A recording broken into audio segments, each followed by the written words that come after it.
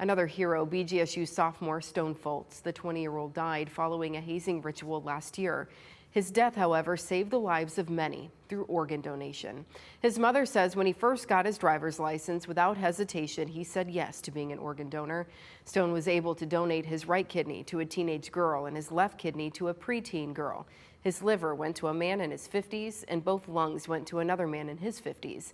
His corneas gave someone sight. His heart went to a woman in her 20s. And he was able to donate enough tissue to help more than 100 other people. During our Donate Life Green Chair sit-in, Stone's family shared a statement saying, quote, "We have heard from 2 of Stone's recipients, and we continue to pray that we hear from the others. When we heard from the recipients, it gives us joy knowing Stone continues to live on and that he will always be a hero." Heroes. They come in all shapes and sizes. The one thing they do have in common is they said yes to organ and tissue donation.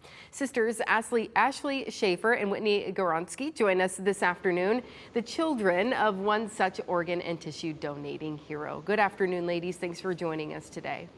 Hi, Amanda. Thanks for having us. Absolutely. First of all, tell us about your father. Gosh, he was really a man of faith. He was diagnosed with a terminal brain cancer when he was 32, and he was only given a 3-month prognosis, but he fought brain cancer, and he actually passed from a traumatic brain injury after a fall. And he always knew he wanted to be a tissue and organ donor. And surprisingly, I think even to our knowledge, we weren't sure that he would be able to because he had the history of cancer.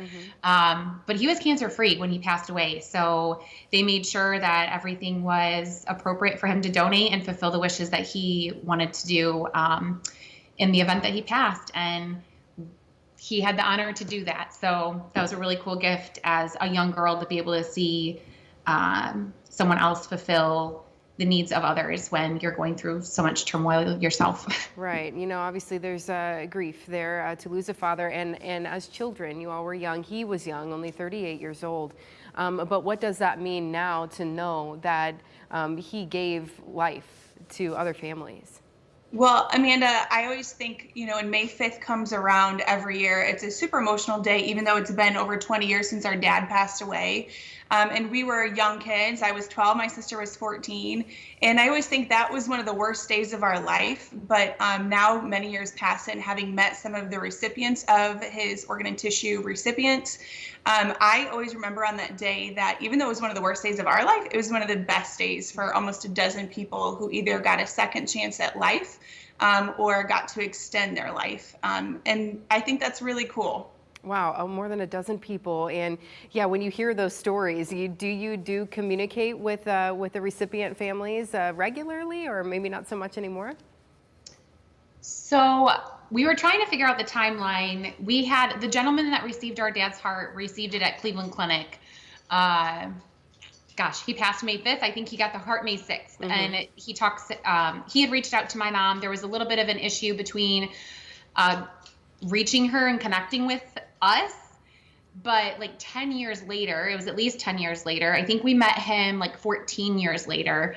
We met at a Bob Evans, and he had sent like Christmas cards every year to my mom, just thanking her, and really wanted to meet us. And so I actually work in the healthcare field myself, and took my stethoscope with me and got to listen to his heart. And it was just a really beautiful moment. Yeah, to hear your dad's heartbeat, 10 years after you said goodbye is unforgettable.